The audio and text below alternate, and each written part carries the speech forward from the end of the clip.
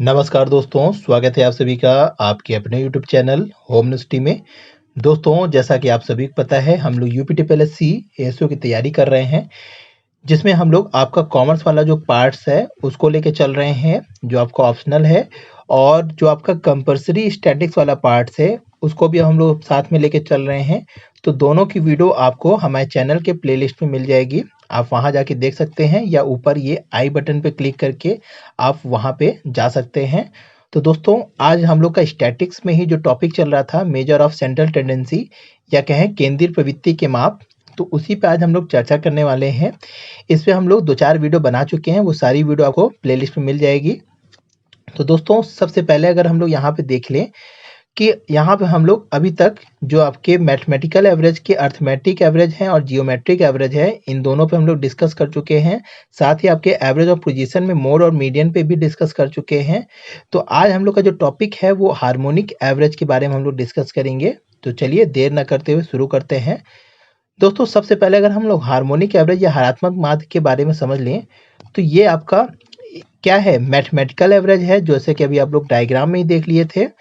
और इसका हम लोग जो कैलकुलेशन करते हैं उसमें करते क्या है कि आपके पास जो भी डाटा होती है उसका हम लोग क्या करते हैं, रेसिप्रोकल निकालते हैं। और उस डाटा को हम लोग क्या करते हैं, रेसिप्रोकल निकालने के बाद उस डाटा का एवरेज निकालते हैं, और उस एवरेज का फिर जब रेसिप्रोकल हम लोग कैलकुलेट करते हैं तो हमारा क्या आ जाता है, हार्मोनिक मीन कैलकुलेट हो जाती है।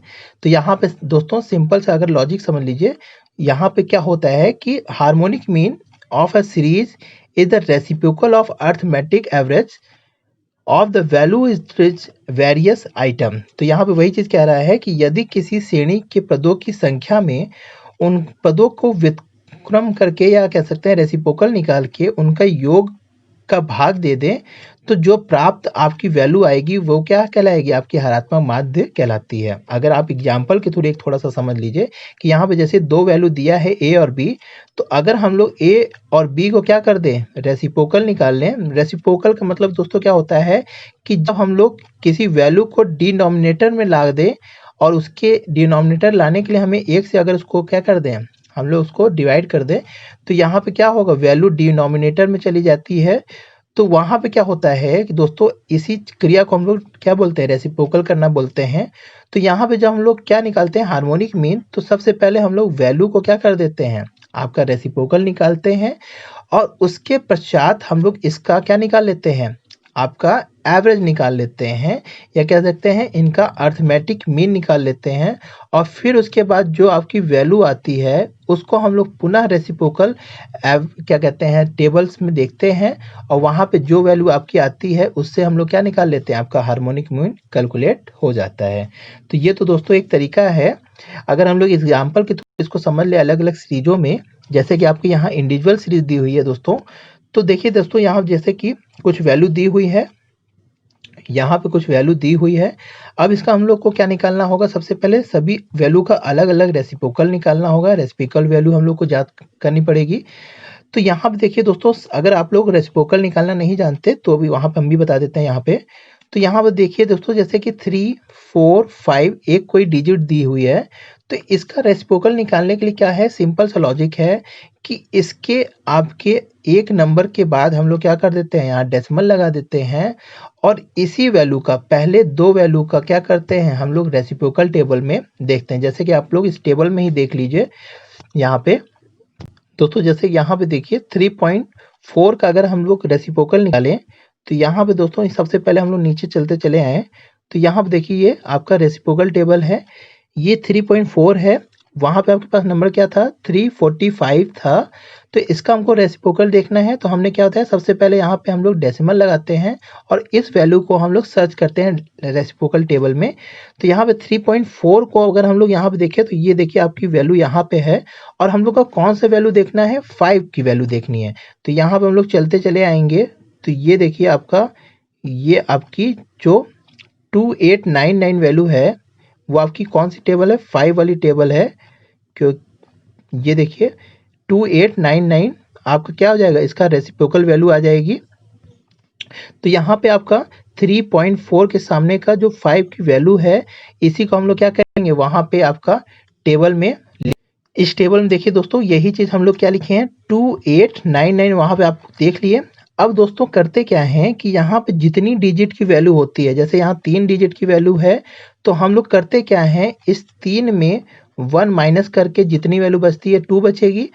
इसी 2 को हम लोग क्या करेंगे यहाँ पे इस 2 के पहले 2 जीरो लगा देते हैं। अगर यहाँ 3 होता तो हम लोग 3 जीरो लगा देते और फिर उसके पश्चात हम लोग क्या करते हैं यहाँ पे डेसिमल लगा देते हैं, तो हम लोग की क्या हो जाती है ये रेसिप्रोकल वैल्यू आ जाती है। दोस्तों यहाँ गलती से लॉग लिखा हुआ है, इसको लॉग ना समझिए, रेसिप्रोकल वैल्यू यहाँ पे हम लोग निकालते हैं रेसिप्रोकल एक्स।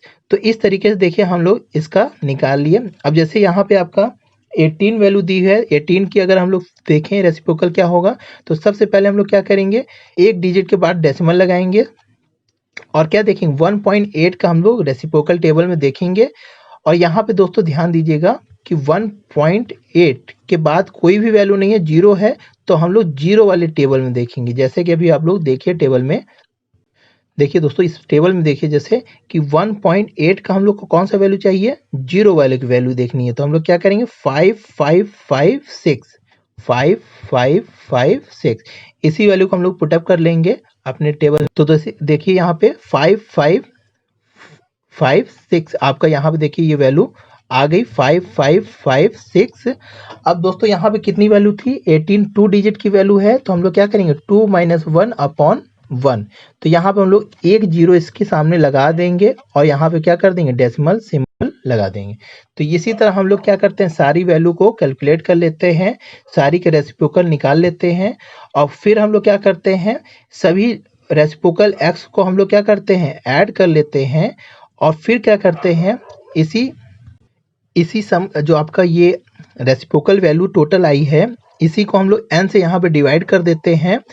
तो यहाँ पे देखिए 17.96 कुछ वैल्यू आई, उसको हम लोग क्या करेंगे नंबर ऑफ सीरीज से आपका डिवाइड कर देंगे।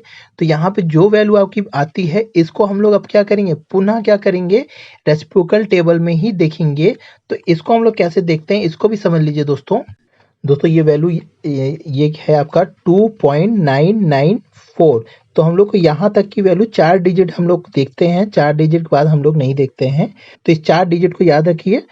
फिर अगर हम लोग टेबल में जाएं देखें दोस्तों टेबल में जैसे देखिए यहाँ पे दिया है 2.9 का हम लोग क्या देखेंगे लास्ट 9 वाला, क्योंकि हम लोग का जो नंबर था वो क्या था 2.994 ये आपकी वैल्यू थी। इसके बाद की जो वैल्यू थी हम लोग उसको लेते नहीं है, केवल 4 डिजिट तक हम लोग लेते हैं। तो यहाँ पे देखिए 2.9 का हम लोग कौन सा वैल्यू देखेंगे 9 वैल्यू देखेंगे। तो यहाँ पे क्या है 3344 और यहाँ पे दोस्तों जो ये लास्ट का 4 है ये हम लोग मीन डेविएशन देखते हैं और उस मीन डेविएशन के सामने जो वैल्यू रहती है उसी को हम लोग यहाँ लेस कर देते हैं। तो यहाँ पे 1 2 3 ये 4 वाली मीन डेविएशन 5 है, तो इसमें हम लोग क्या करेंगे 5 लेस कर देंगे, फिर जो वैल्यू आती है वही हमारी क्या हो जाती है हार्मोनिक मीन हो जाती है। तो यहाँ 14 में से 5 गया 9333। तो ये दोस्तों क्या हो गया आपका इस तरीके से हमारी वैल्यू आ गई 33। देखिए दोस्तों वही वैल्यू है 339। अब दोस्तों यहाँ पे देखिए अब डेसिमल वाला क्या है इसको भी समझ लीजिए। ये तो आपकी वैल्यू आप लोग लॉग टेबल से देख लिए। अब दोस्तों करते क्या है कि हम लोग के पास यहाँ पे देखिए कि क्या है कि जितनी भी आपकी वैल्यू है यहाँ पे जितनी भी ये वैल्यू है, तो दोस्तों ये वैल्यू जो 3339 आई है इसको आप हम लोग एक ऐसे भी निकाल सकते हैं कि या तो आप लोग टेबल के थ्रू देखिए या तो हम लोग क्या करेंगे अगर ये 2.9947 को क्या कर दें इसका रेसिप्रोकल निकाल लें। तो रेसिप्रोकल के लिए क्या करेंगे 1 से अगर हम लोग इसको डिवाइड कर दें तो आपको वैल्यू क्या मिलेगी यही वैल्यू मिलेगी 3339। बट दोस्तों यहाँ पे डेसिमल ये हम लोग जब आपका डिवाइड करेंगे तो आपको ये वैल्यू मिलेगी, पर टेबल में आपको यहाँ पे जो वैल्यू है वो एक्यूरेट दी रहती है, उसको हम लोग बाद में यहाँ डेसिमल लगा देते हैं। तो इस तरीके दोस्तों हम लोग हार्मोनिक मीन निकाल लेते हैं। अगर एक बार आप फिर से समझ लीजिए होता क्या है, सबसे पहले हम लोग सभी वैल्यू का क्या निकालते हैं आपका रेसिप्रोकल निकाल लेते हैं, वो आपका, या तो आप लोग दोस्तों इसको 1 से डिवाइड कर दीजिए तो भी आपका ये क्या आ जाएगा, रेसिप्रोकल आ जाएगा, या तो आप लॉग रेसिप्रोकल टेबल से भी देख सकते हैं।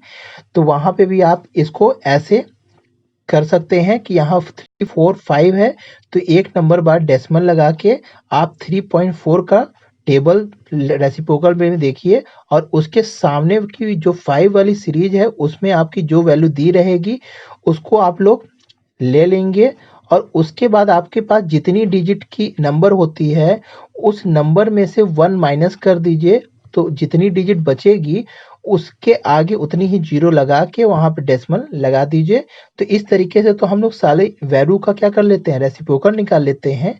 और उसके बाद जो सम आता है उसको हम लोग नंबर ऑफ जो भी आपकी वैल्यू है उससे डिवाइड कर देते हैं, और जो वैल्यू आती है उसको अगर हम लोग पुनः रेसिप्रोकल निकालते हैं, या हम लोग टेबल में के थ्रू दिखाए थे आपको अभी जैसे, वैसे भी आप निकाल सकते हैं, या तो 1 से डिवाइड करके भी निकाल सकते हैं, तो आपको ये वैल्यू मिल जाएगी। तो इस तरीके से हम लोग हार्मोनिक मीन इंडिविजुअल सीरीज में निकाल लेते हैं।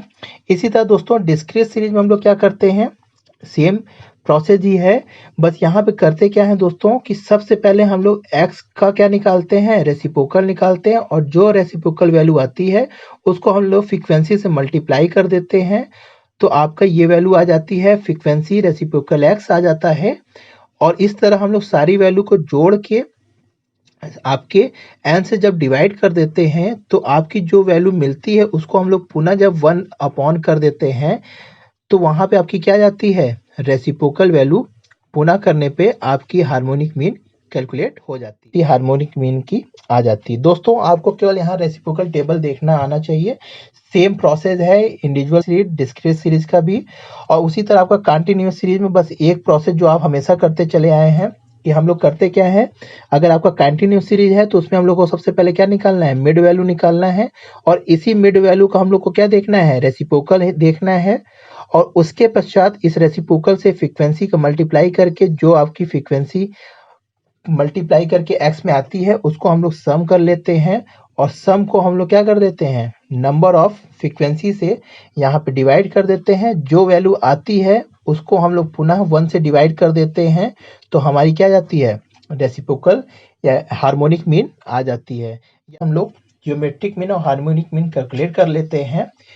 तो आज दोस्तों यहाँ पे कुछ इंपॉर्टेंट पॉइंट है, इसको भी अगर हम लोग देख लें तो दोस्तों पहला पॉइंट यहाँ का जो आपका हार्मोनिक मीन का है, ये क्या है, डेलीगेट नंबर प्रॉब्लम। मतलब ये क्या है कि दोस्तों होता क्या है कि कभी कभी जो सीरीज हमारे पास दी रहती है उस सीरीज से हट कर कोई वैल्यू आपकी हार्मोनिक मीन की कुछ और आती है, जैसे कि 2 से लेके 8 के बीच में ना आके कुछ वैल्यू आपकी दूसरी वैल्यू भी आ सकती है हार्मोनिक मीन में, ये संभवतः होता है।